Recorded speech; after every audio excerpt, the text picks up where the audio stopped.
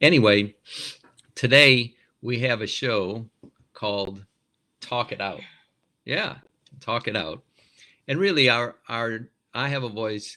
The purpose of it is to transform individuals, marriages, and families so that it can transform communities and cities. Yes. Yes. And our particular city that we love so much is what? New Orleans. New Orleans. And we want to see our city transform, but we know that transformation begins in the home. Begins And in the South. well, begins. What do you? All right, say more. It begins in the South first. All right, it starts with the Because South. if you a mess, well, you ain't gonna be no nice in your house. First it's you, then in your house. Good morning, Patty. Yes. So it starts there. But today we have, I felt like we needed to talk about talking it out. Talking it out. What's the Yeah, opposite? that's obviously because this is our take two, talking it out. The same subject. I'm like not so good at that. I like to do it and move on to the next. Yeah. I'm not a good repeater. I wouldn't be a good teacher like my girlfriend Patricia. She's a good teacher. Yes. So when you don't talk it out, You act it out. there was a young boy I saw years ago, and he had was in a lot of pain because his parents were not living together. They were separated. His dad had a girlfriend, real upset. And he came to counseling because he was getting a behavior report every single day, like every single day.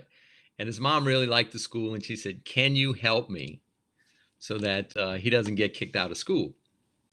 So I said, "I'll see what I can do." I knew he was in a lot of pain. He really loved his mom. He really loved his dad. And he was just in pain about their relationship. And he was doing what? He was acting it out at school. Yep. So I knew if I could get him to what? Talk.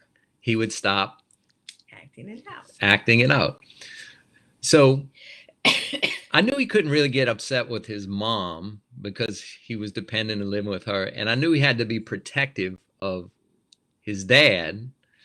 So one day I had this brilliant idea. Ask him, "Hey, what do you think of your dad's girlfriend?" He said, "I hate her." I said, "You hate her?" He said, "Yeah." He said, "I want to kill her." I said, "You want to kill her?" I said, "Go up on the board and show me what you want to do to her." So, so he's writing on the whiteboard. He's got blood flying here. He's got swords. He got the heads. And I'm coaching him. What else you want to do? What else you want to do? And he's just in this absolute tizzy. And then after that, he sat down on the sofa and he had a tear in his eye. And he said, "I just want my mom and dad to be together. I just really miss my dad," because he's living primarily with his mom. And I said, "I know," and just loved on him. And we went on to some other things. Well, 3 days later, his mom calls me. She says, "Dean, call me. I need to speak to you right away." I'm like, "Oh my goodness, what this? What did he do? Did he try to take out the dad's girlfriend?" But I knew I had done what needed to be done. And she said, "I know you can't talk about what you're doing in counseling, but whatever you're doing, keep on doing, because the last 2 days, he's come home without a behavior report." I said, "What?" So it was amazing that it was very simple. He was in a lot of pain about his parents not being together. And he was given the freedom to what? Talk it out, get the anger, get the resentment, get the hurt out. And therefore, he stopped doing what? Acting it out. Acting it out. Acting it out. I know he's going to fuss me because I'm not loud enough. They need to Acting hear it you. Yeah. So that being the case, the question is, talking it out means having a what? Having a voice. And one of HollyKem's premier sayings is, I have a voice. I have a voice. and why is that important? Because if you don't have a voice, then you will definitely act it out. But what starts to happen is that energy from the pain, the energy from the process, what happened, what's hurting you is that it's got to go somewhere. So you're either going to, hurt yourself, you're gonna, or if you hold it long enough, you'll get depressed. Um, you have to oppress it down, depress it down, or you will act exactly what you don't want to do. So that energy of hurt and anger, you'll hurt someone else, you will lash out at someone else. That has most of the time absolutely nothing to do with them. But if anything they do that appears to be like whatever the hurt was, then that person gets it instead of you really being nurturing yourself. So having a voice is like very, very deep, and it's not just like, oh, I get to have a voice and roar at you. That's not the process. The process is that the things that are hidden within me, the things that make my heart hard, the things that I put walls up so you can't get to me. Those are the things that I need to have a voice about. And the person that needs to hear that first is myself, me and God. And then I get to pick who I want to share that with that could help love me through that. So it's way deeper than just like being a roaring lion. It's not, that's not the point. You're already a roaring lion, or you're roaring within. It's about having a voice, is understanding exactly what's happening to me, and then I can have a voice and choose who I want to speak to. That's good. Thank you, honey. Yeah. And the price you pay by not having a voice It's high. is high.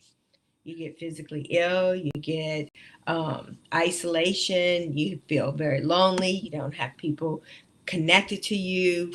So, no, not good. I mean, and then if you start acting out and you act out things that you get enough pain in you and you start acting stuff out, you will become socially unacceptable.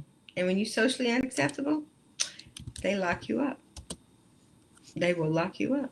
Yeah. Yep. I'm putting up another graphic here. Oh, you put up a graphic. Last time you put up graphics, we didn't have a show. I'm sorry to say, I'm having a voice. Well, if you don't have a voice, it ends up leading to what we call resentment. And if you break that word down, resentment means is to do something over and over again. Sentiment or sentire comes from the root to feel. So resentment literally means to re-feel something over and over and over again. Yeah. You think about a difficult experience, a traumatic event, a challenging experience, a disappointment, a big disappointment in your life. And if you think about how many times you've thought about it over and over again, or refelt the experience over and over again, that's what we call a resentment. Yeah. And one of the biggest toxicities that we experience as human beings is resentment. Yeah.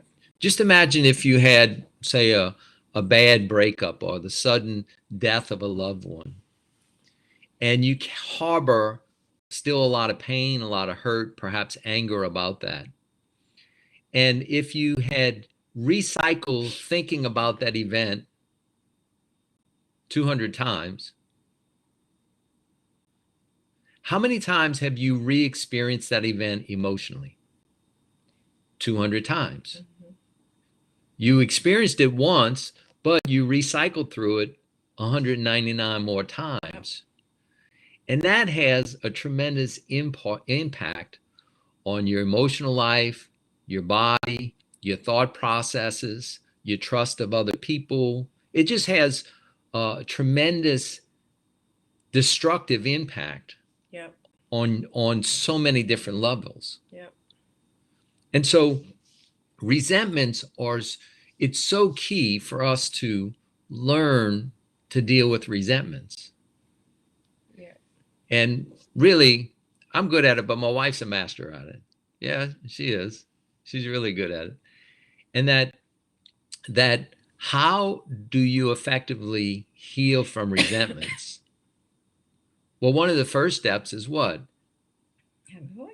Is to have a voice. And you can have a voice in 1,000 ways. It's not just one way. I mean, it's not just vocalizing, I mean, I use this on take one. So, I don't like using the same things, but Go ahead. Go ahead. But in the process is that it's like having a voice in the sense of being, it's like journaling. I don't like to journal because I don't like words. I mean, not that I don't like words, but I can't spell very good, so it aggravates me. But I draw.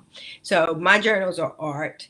But you can watch a movie that reminds you of that and process through that. Why are you not listening to me? I am. I'm just checking. Go ahead. Yes. I listen to you when you're talking. So, yeah. So in this process, it's like being able to have a voice and to be able to push it out. Like, okay, I want to draw what I'm feeling. I want to write what I'm hearing. I want to express it. I want to watch a movie that is like if it's a father thing, that you can watch a movie about a father. If it's something that maybe you've gone through a divorce or you're in a divorce situation and you watch a show of somebody that's getting a divorce, like The Marriage Story or something. So you just start to release some of this stuff, and then you have your pen and paper close to you so you can process what is it that's coming out of you. Because, when dreams are lost, it's very painful. Anything that you really, really want, it's like you want to be a part. You want to release that energy out of you. So having a voice is a lot of things. It's not just like being like, oh, I'm hurting today. It's why am I hurting? What am I hurting about? What does this remind me of? So I can go deeper and deeper and deeper, so I can be freer and freer. I mean, you go deep so you can be free. Yeah. Yeah, and so having a voice is really making sure you give voice to the things that you've experienced, and to do that with safe and loving people, right? That's where healing comes. Right.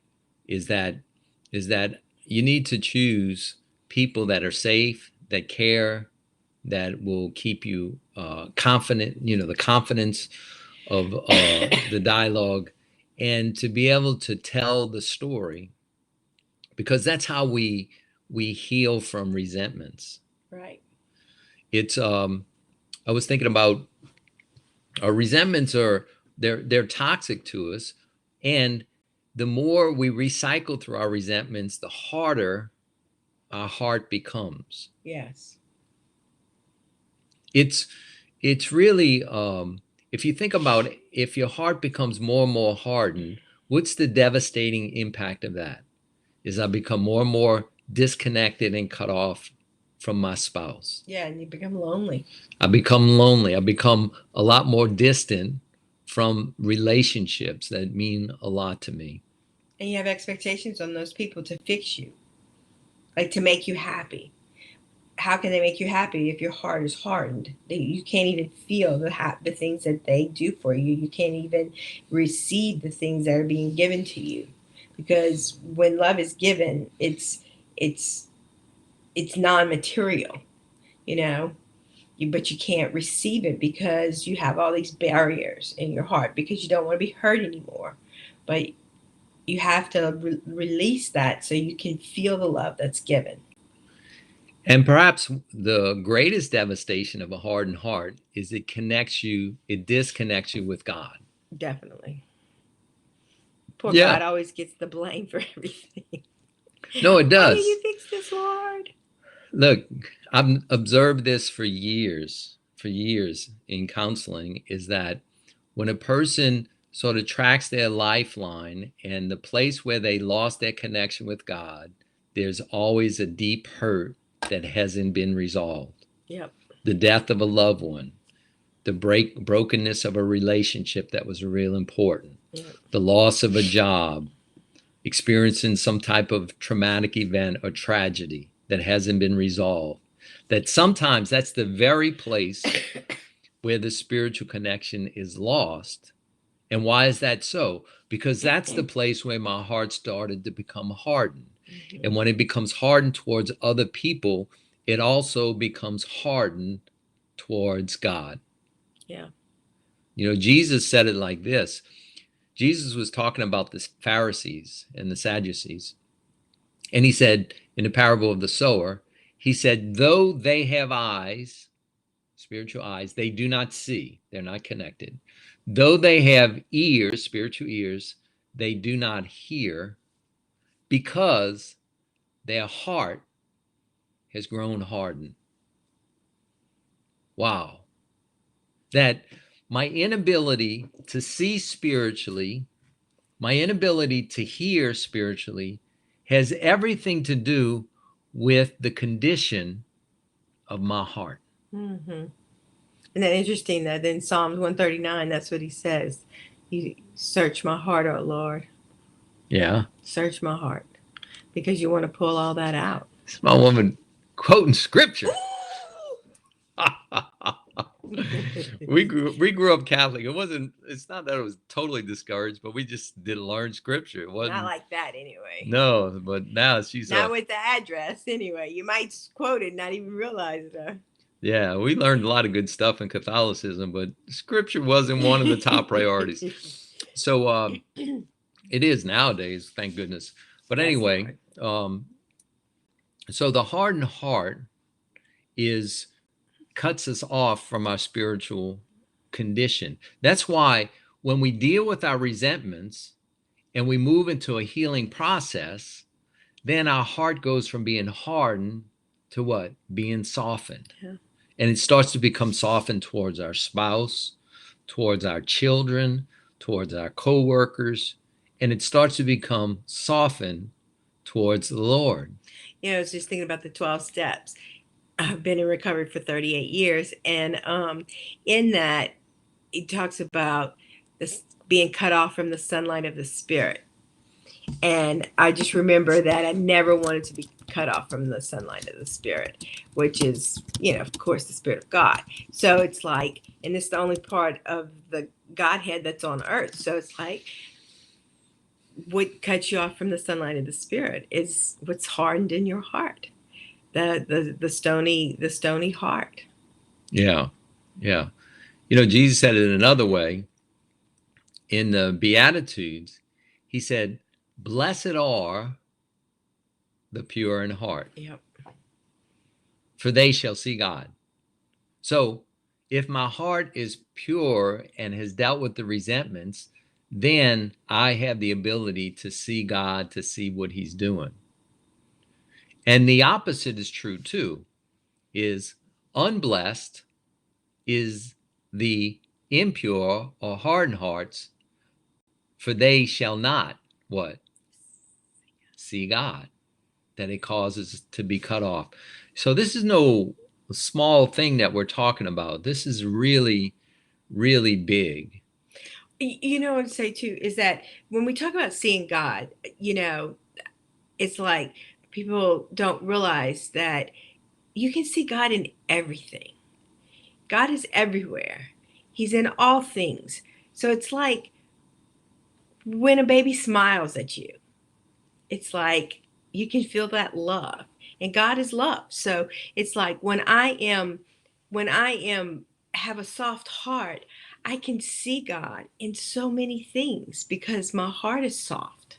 So, you know, you want to do whatever you have to do. You want to do the work. You want to pull all that out because you don't want to miss when God is there and he's in the room. He's I mean, I can be, you know, we all laugh. Walmart's my church. We laugh because that's where I go and pray for people. And, you know, there's always a lot of people there. So there's always somebody that could use prayer. And in that process, it's like I can be walking down the aisle and someone can say something and it's God. I know it is. It's like he's using another human being to talk. I mean, in the word, if he can use a donkey to tell somebody something, he can definitely use another human being. But if I'm not awake, I'll miss it. Yeah, that's good. Well, you know, a lot of what we do, I mean, we're What both do we do, counselors, honey? is that we help people get over their resentments Yes. or get over their hurts. Yes. We help them love themselves through it. Yeah. And as we do that, it often leads to a greater spiritual awakening and a greater connection and intimacy in their marriages, Yes. greater connection with their children, and that it really is that simple, is that what we don't talk out, we will end up what?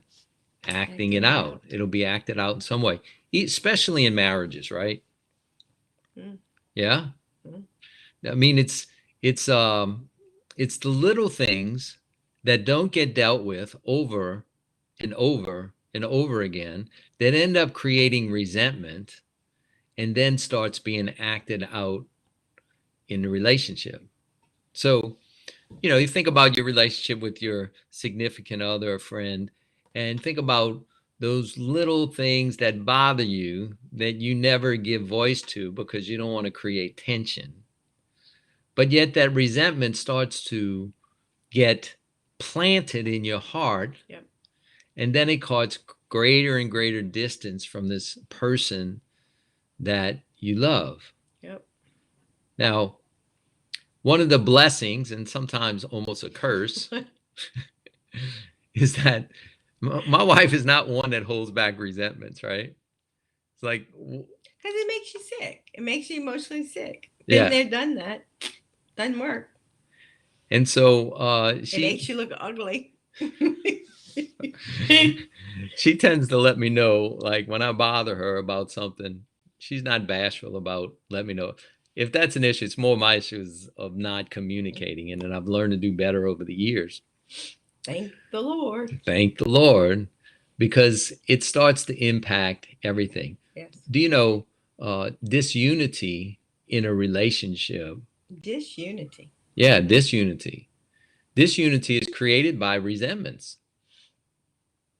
And it's not that we have to think alike. It's not that we have to feel alike. It's not that we have to have the same exact beliefs about things. No. Or come from the same place. That doesn't create disunity. It's resentments that create disunity and distance. And then you don't have community. Then you don't have community. That's pretty good, girl. Thank you. So there's in the Song of Solomon, there's this saying. Song of Songs? Song of Songs, Song of Solomon, same thing. In chapter 2, verse 15, it says, "The small foxes spoil the vine." Did you know that my dad wanted to name me Fox if I was a boy? Fox? Yeah. After Fox McKiffin? Yeah. Oh. Fox. It fits you as a girl. Oh, God, that's funny. That used to be, I don't know if they use that much anymore. Man, she's a fox. I'll call you Fox if you want. Hey guys, look at my fox. Hi, this is Fox and Sari. That would have been Dean and Fox and Sari. Now I pronounce you man and wife. You married a fox. That's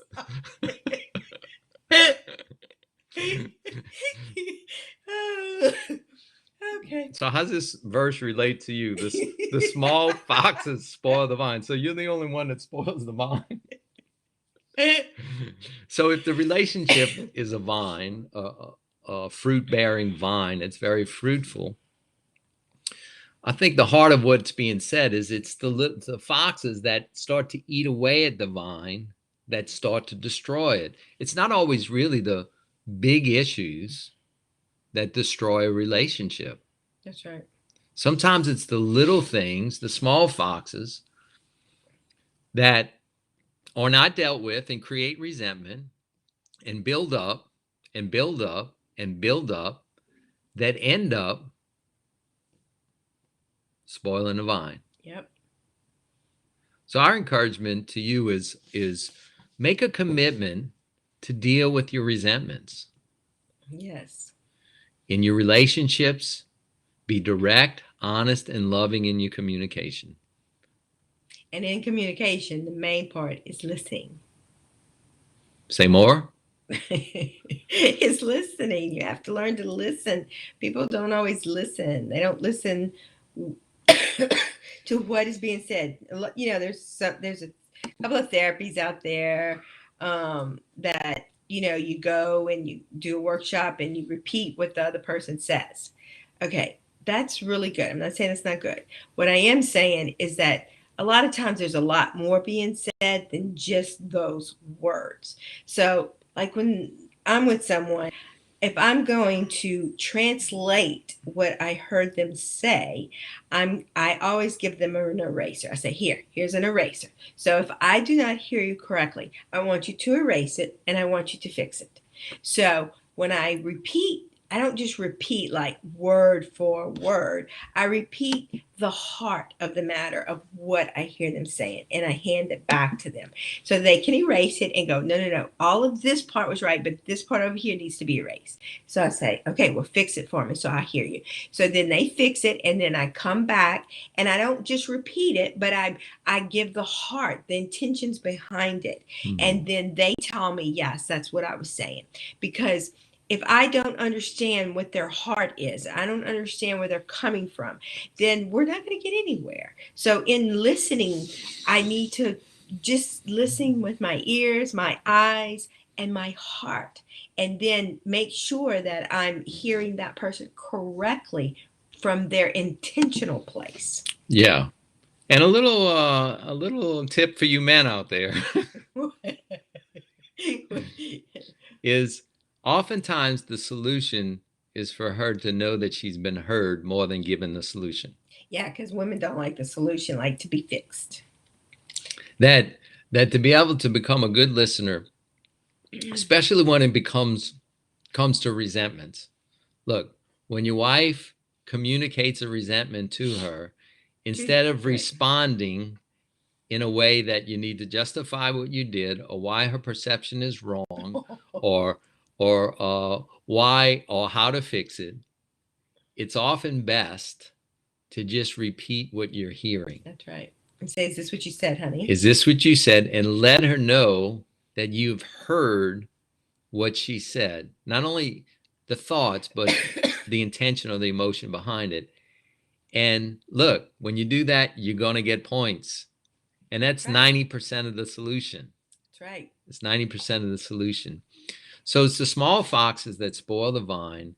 We want you to make a commitment to speak honestly, directly, and lovingly about resentments that you're carrying with those that are close to you. And then the ones that you're carrying that have been lodged in your heart, find people, individuals you feel safe with, yes, that you can debrief those situations so that you can be free and that you can purify your heart so that you can what?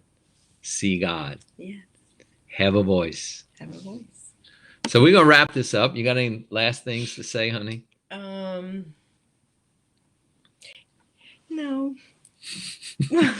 Nothing? No, I don't think so. I just think that this is going to be good because we can help some people. It helps us.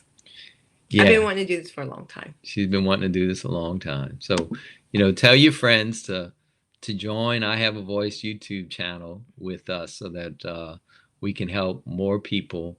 And thanks for tuning in. We will see you next Friday at 9:00. Hopefully this all runs right. We're still learning the process early in it, but thanks for your time. We love you guys, and we will see you next week.